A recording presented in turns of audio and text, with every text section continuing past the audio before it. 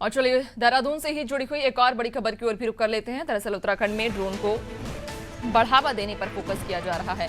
Drone नीति के बाद अब कॉरिडोर पर फोकस होगा। ड्रोन कॉरिडोर बनने से लाभ भी होगा, जहां राज्य में बड़ी संख्या में अति संवेदनशील क्षेत्र हैं और ऐसे में अब ड्रोन को बढ़ावा देने को लेकर लगातार फोकस किया जा रहा है। ड्रोन नीति के बाद अब कॉरिडोर पर भी विशेष फोकस रहेगा, जहां ड्रोन कॉरिडोर बनने से विशेष लाभ होगा। दरअसल राज्य में कई सारी ऐसी जगह हैं जो कि अति संवेदनशील क्षेत्र में आती हैं, बड़ी संख्या में ऐसे क्षेत्र हैं और अब ऐसे में इन्हें ध्यान में रखते हुए ड्रोन को बढ़ावा देने के लिए कॉरिडोर पर फोकस किया जाएगा। ज्यादा जानकारी लेंगे, सहयोगी सोनू लगातार हमारे साथ बने हुए हैं।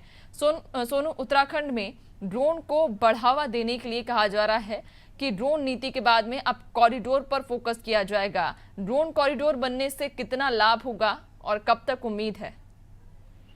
देखिए, जो राज्य सरकार का ही सूचना प्रौद्योगिकी विकास एजेंसी है ITDA, इसके स्तर पर प्रयास किए जा रहे हैं और जिन कंपनियों के सहयोग से इस व्यवस्था को आगे बढ़ाया जा सकता है, यानी ड्रोन कॉरिडोर को बनाए जाने की जो कवायद है उसमें प्रयास किए जा रहे हैं और सरकार के स्तर पर ये कोशिश की जा रही है नैन्सी कि ड्रोन जैसी जो पॉलिसी लाई गई थी उसका उद्देश्य सिर्फ और सिर्फ यही था कि आपातकाल के समय में आवश्यकता पड़ने पर आपदा जैसे हालात से निपटने में ड्रोन एक अहम किरदार निभा सकता है।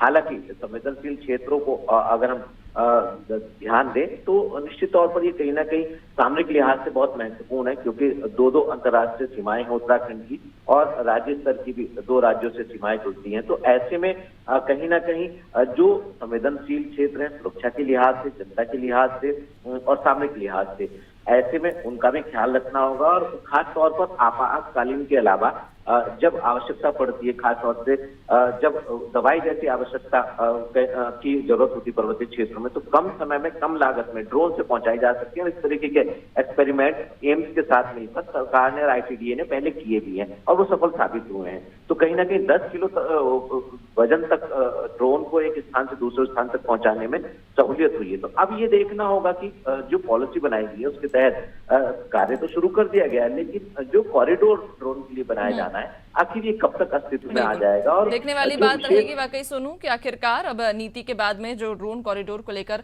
चर्चा की जा रही है, कब तक उम्मीद है इस ड्रोन कॉरिडोर के पूर्ण रूप से बनने की। बहुत शुक्रिया आपका, बने रहिएगा और भी आगे आपसे अपडेट्स लेंगे।